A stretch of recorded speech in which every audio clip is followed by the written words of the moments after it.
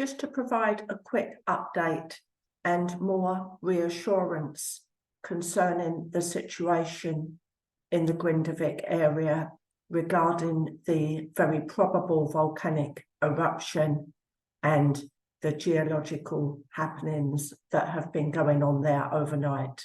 I went to bed at 11 o'clock last night and got up at 6:30, having had a very good night's sleep.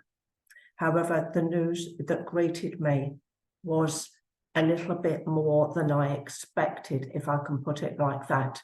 Around the time I went to bed, an evacuation of the Grindavík town was commenced, which was completed around 2 a.m. The reason for this being that it has been discovered that the lava dike or corridor, the magma corridor, it's magma until it erupts, it's lava after it, once it meets the surface, as I understand it, has actually extends under the town of Grindavík, which meant that a precautionary evacuation had to take place because it is not impossible that an eruption could start actually within the town. So, of course, the people of Grindavík are safe, but they have had a very disruptive experience, and naturally they are very worried about what may happen to their homes and the infrastructure of their town, and how their lives will be disrupted, as we all would be. I stress completely that these people are safe because it was an enforced evacuation. People had to leave. They couldn't decide to postpone. So everybody should be out and everybody should be safe. But of course, that doesn't mean that they're not very, very concerned. And there is now a higher level of concern over what may happen because of the way this has unfolded.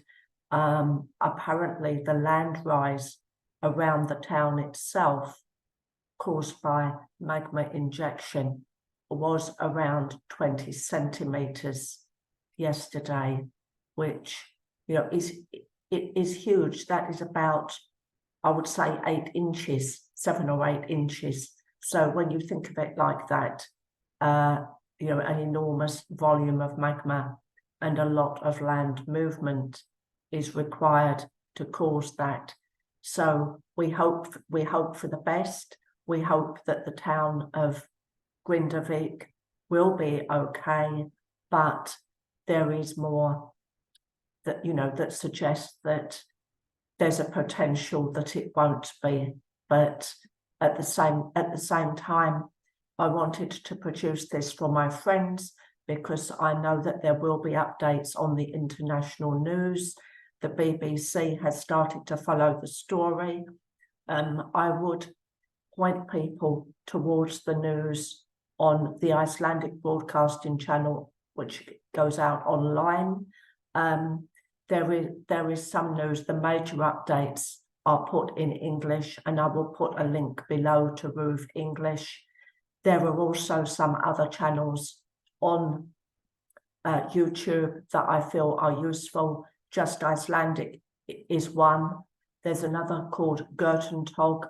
There are some out there that are totally sensationalist, and I would obviously recommend that, they can be good entertainment value, but don't take them too seriously is what I would say.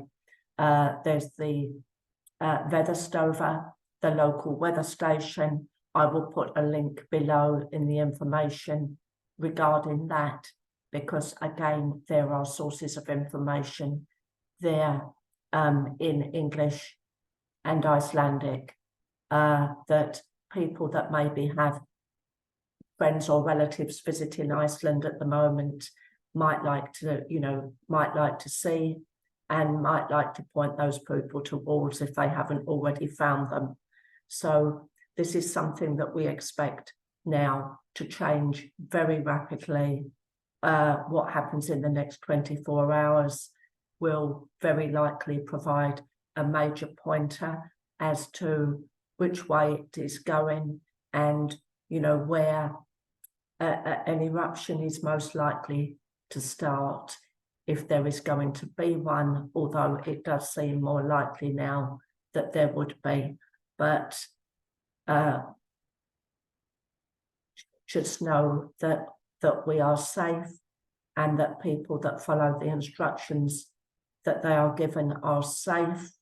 One of the roads out of Grindavík is still closed because the road surface was damaged by earthquakes, but there are 2 roads out. It's important to remember that there are 2 usable roads out. So again, there shouldn't be anybody there now, because even emergency staff have been evacuated, but there are ways in and ways out when that is necessary and when it is permitted.